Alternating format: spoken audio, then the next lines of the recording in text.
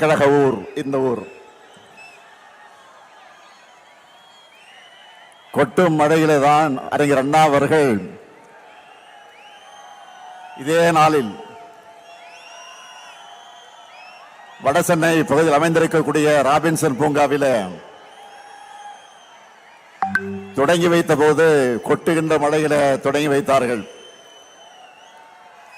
கொட்டுகின்ற முறையில தொடங்கி வைத்த இந்த கழகம் 75 ஆண்டு காலம் மட்டுமல்ல, 100 ஆண்டு நாம் காண போகிறோம்.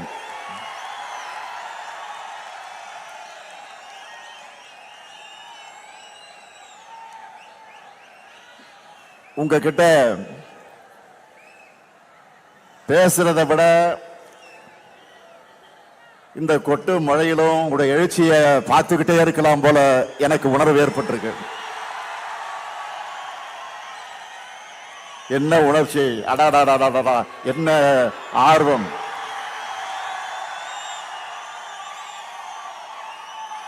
என் உயிரோடு கலந்திருக்கக்கூடிய முத்தமிழங்க தலைவர் கலைஞர் அவர்களின் உடன்பிறப்புகளே,